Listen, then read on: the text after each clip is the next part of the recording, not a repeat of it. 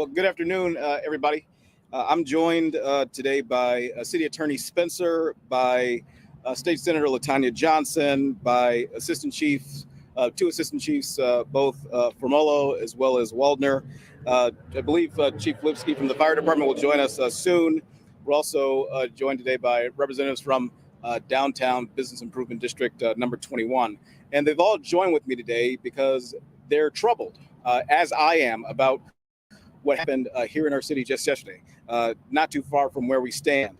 I have no doubt at all that the vast majority of people who came downtown did so with the intention to be violent, to enjoy the atmosphere of the Milwaukee Bucks as they continue on in their playoff run, something that's making our city proud. But unfortunately, there were a small number of people who were not coming down here with those intentions, who wanted to cause destruction in our city. That can't stand. Obviously, again, those people who came down here, they had other intentions in mind, and we need to be focused on those people that do those things. So the police can provide additional details, but a number of arrests were made as a direct result of the actions that happened last night in the city. To be clear, and let me be very clear, I fully expect that when people cause death, harm, and destruction in Milwaukee, that they should be held fully accountable under the law. All right. If folks break the laws, they should be accountable for their actions. I've said that time and time again. That if somebody hurts somebody in this community, if they cause death, if they cause harm, if they cause destruction, they should be held accountable. And by the way, if somebody takes out a gun and they fire that gun into a crowd of people, then guess what? They should go to jail, and they should go to jail for a long time. We cannot have that in this city, nor anywhere else in this state, or anywhere else in this country. So that's something that we all have to say. And by the way, as well, I'll say this. Before somebody gets to the point where they have a gun and they're upset and their tempers go off and they decide to shoot in a crowd, in a crowd full of people, you got to think about whether or not those folks should have access to a gun in the first place. I don't think it's crazy to say that those people should not. They obviously don't have the responsibility to wield the weapon. So we need to work to make sure that there's repercussions for folks when they do things like that. But we also need to work on the preventative end to make sure that individuals don't have that access to firearms in the first place. So the activity that happened in the Deer District was safe and it was orderly. The activity inside businesses in the area was also entirely lawful. Unfortunately, though, some of the crowds that gathered on Water Street were not. Anywhere in the city, when crowds gather and unlawful activity occurs, what's going to happen is that we're going to take action. We're going to do something about it. What happened here in this neighborhood last night, it will not be tolerated. We will not tolerate these sort of actions in Milwaukee. It is unsafe. It's inherently unsafe. Wow. We've consulted with legal authorities about options that are before us, and there will be restrictions and limitations in place. To put it simply, if you intend to loiter, if you intend to act out, cut up, if you intend to do anything that is unlawful, then my message is simple. Don't come here. Don't come here. Don't come down here. Don't mess it up for everybody else. Formally, I'm issuing a limited emergency order that imposes a curfew for all individuals under the age of 21 years old in the immediate area for tonight as well as tomorrow night. And that boundary that we're talking about, the entertainment district, will be Bell Phillips Avenue on the west. It'll be Broadway on the east. It'll be Knapp McKinley on the north and State Street on the south. There'll be additional police in place tonight as well. Other city departments have also been mobilized to help with our efforts to address what's happened. And we've been having planning discussions over the past several hours on the incidents that have been happening here. And when we need additional resources, if that were to happen, we're ready to deploy those resources. To those who were injured last night, I am hoping for a prompt and speedy recovery. You came down to enjoy yourself, to have a good time in our city. And people should be able to do that downtown or anywhere else in Milwaukee. And I want that to continue happening. And we will take the steps to make sure that downtown and our neighborhoods are safe as well. So to the businesses, the residents, and the visitors who also share my alarm, you can be assured that we're moving forward with every reasonable tool that we have. And with that, I'll pass it over to Assistant Chief Waldner. I'm going to briefly summarize the incidents of last night that occurred in the downtown area. We will be issuing a press release with the ages and information about the victims minus their names later after the conference. We had 3 separate incidents. First one occurred at 9:10 p.m. at 11:05 North MLK. 3 victims of non-fatal shootings, and we have 1 person of interest in custody and 1 gun recovered from that incident. The second incident occurred at 11:02 North Water at 10:30 p.m. This incident resulted in 1 person injured and an all-city assist requested, which means that any available officer responded downtown to assist with the crowds and the attention that the shootings were getting. It just drew more people to the area. The last shooting occurred at 11:54 North Water at 11:09 p.m. That's the incident in which 17 people were injured by gunfire. 5 of those people, 5 of the injured people, were armed and taken into custody. It appears that the last incident, there was a couple groups that exchanged in gunfire despite the incredible amount of police presence that was downtown. District 1 officers reported hearing bullets whizzing past their heads as they were there. They had immediate response and took off after the subjects, and we have 10 people in custody for that incident. Out of that last incident, we also had 10 guns recovered from the last incident on Water Street at 11:09 p.m. It took a lot of resources. We had everybody working in. I know you all have questions about what this was about, and I am going to be honest with you, we are not there yet. We need time to investigate. We have resources coming in early around the clock so that we can get some more information to you as soon as possible. But right now, that's just where we're at. You said for the second incident, 1 person injured. Was there a person arrested or a person? No, not in the second incident. No one was taken into custody. Do you believe that second incident led to the third one? Was there some sort of retaliation? None of them at this point, honestly, seem to be connected.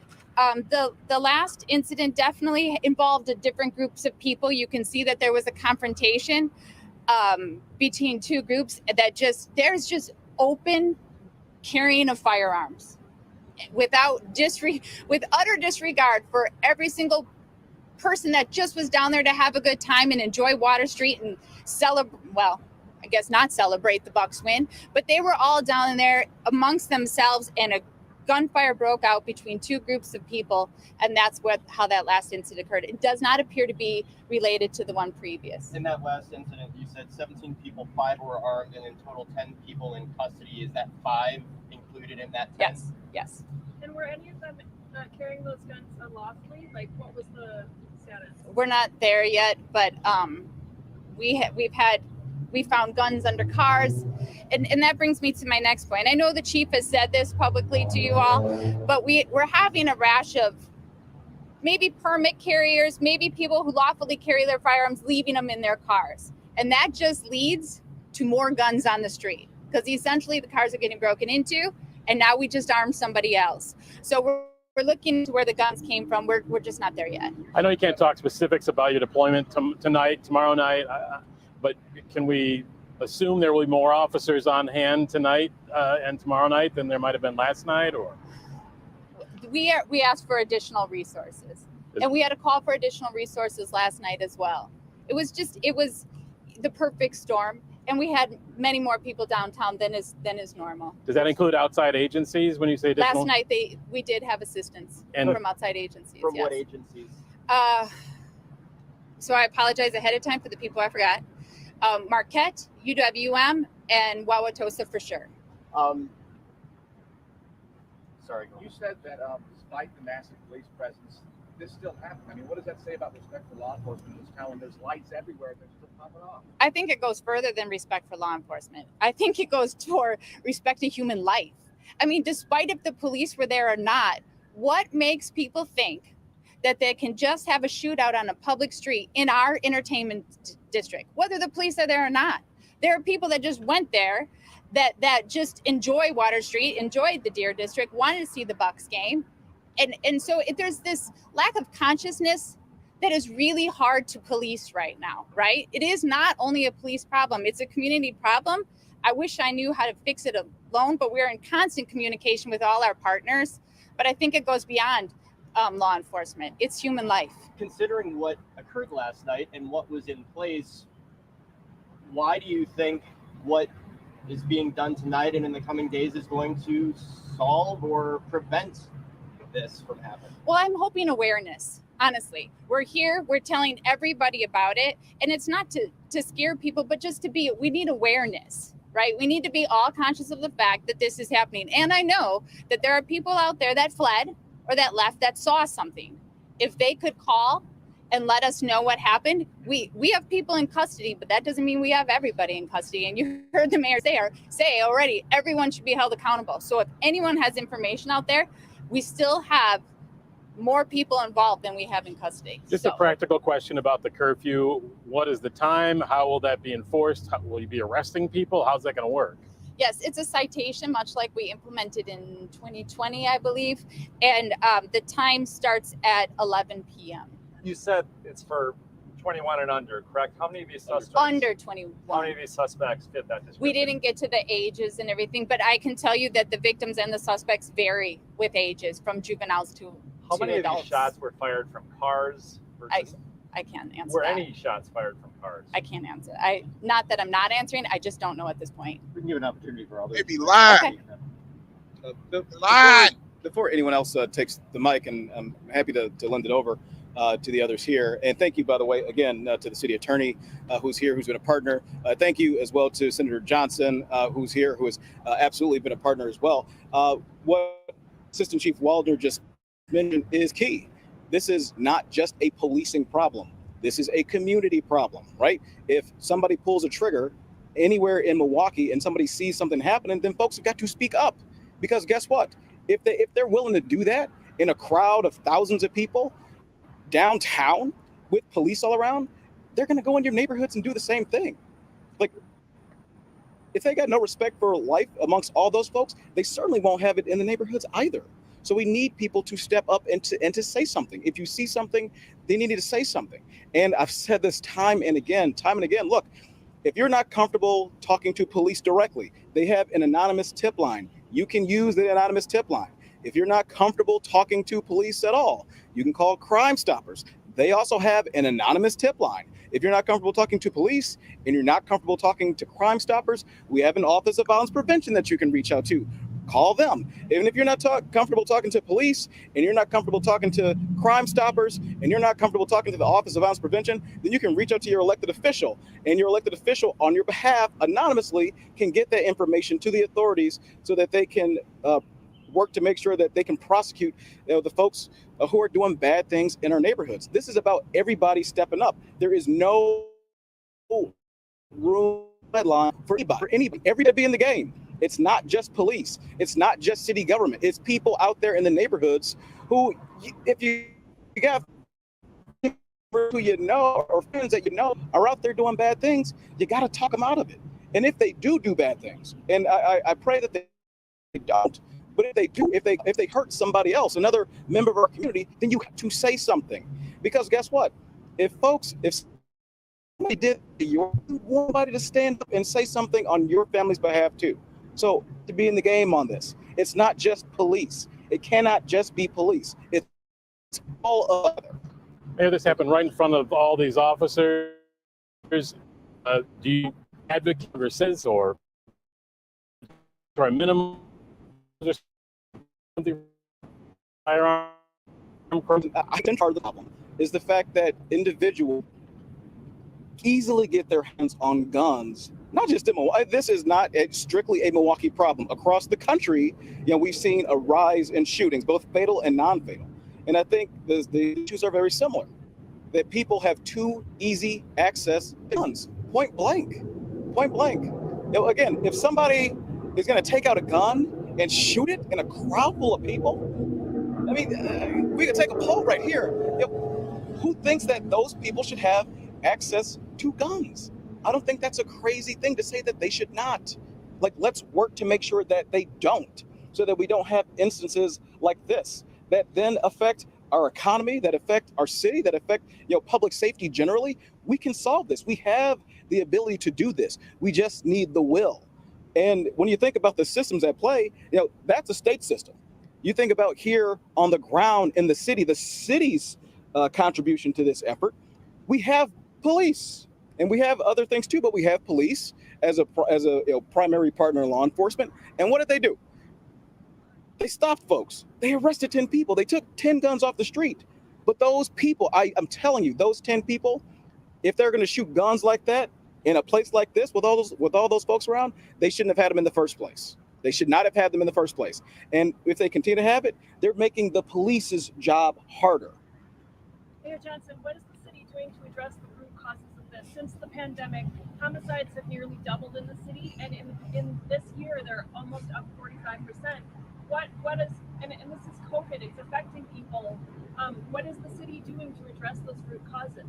We're doing a number of things to address the root causes. I was just having conversations just earlier this week with some of our partners in nonprofit organizations, and trying to find ways to alert not just young people but also their parents about the availability of the number of youth programs we have in Milwaukee. There's no reason at all that a young person in Milwaukee this summer should not have access to something to keep them engaged, right? There should be no idle time. And we have partners out there, whether it's the United Neighborhood Centers of Milwaukee, the Boys and Girls Club, places like that, that want to be out there, that want to help, that want to engage young people. So we're having those conversations, and we'll be working to elevate that.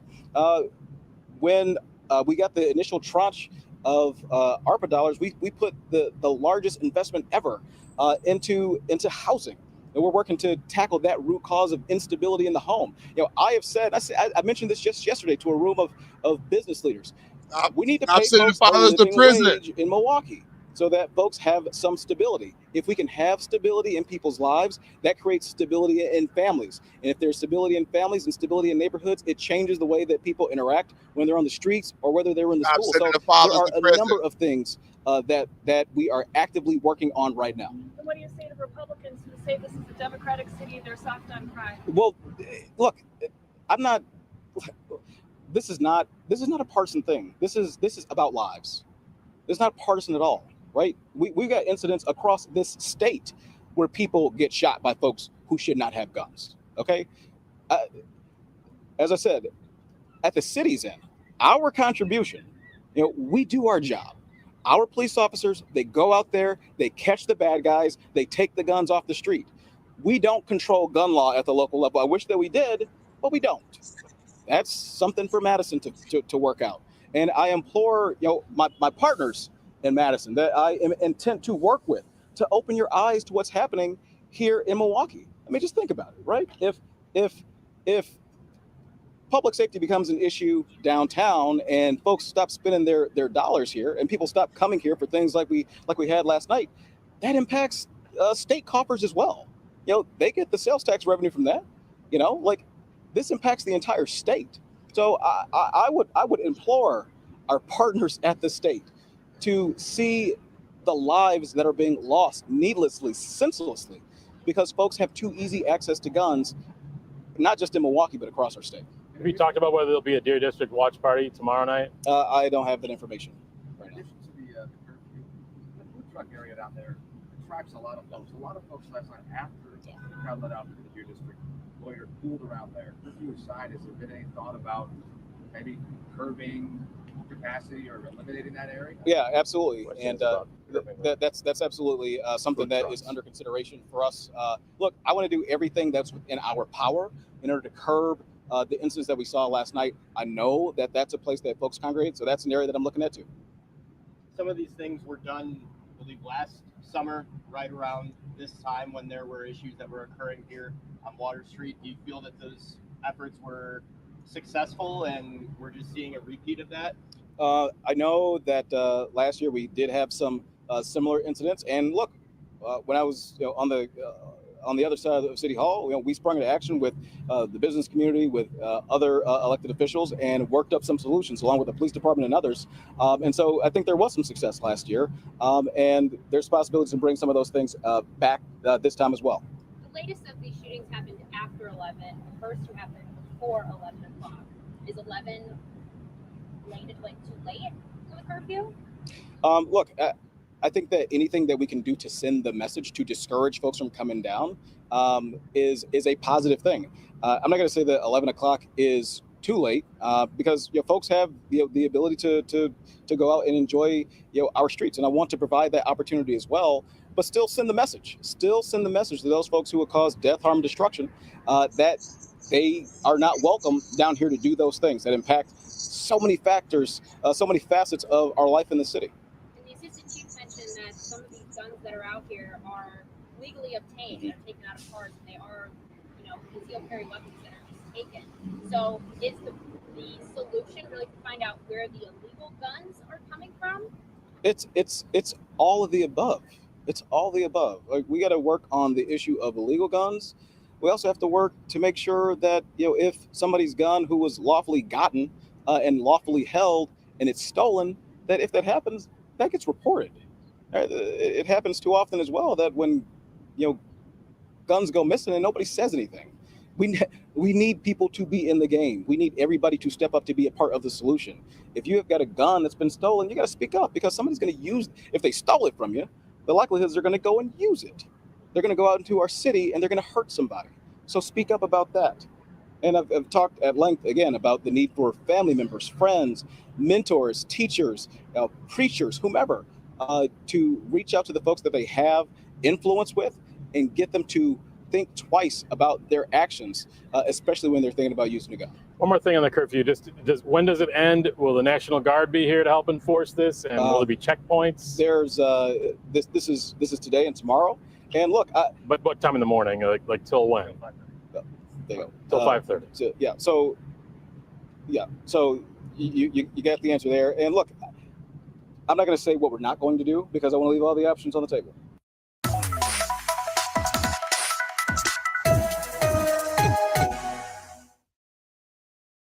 Wow.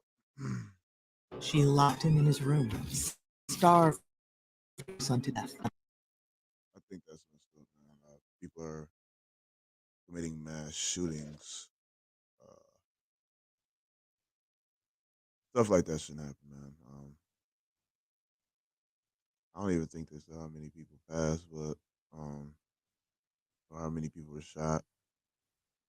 But yeah, I live about 45 minutes away from this. It's got to stop.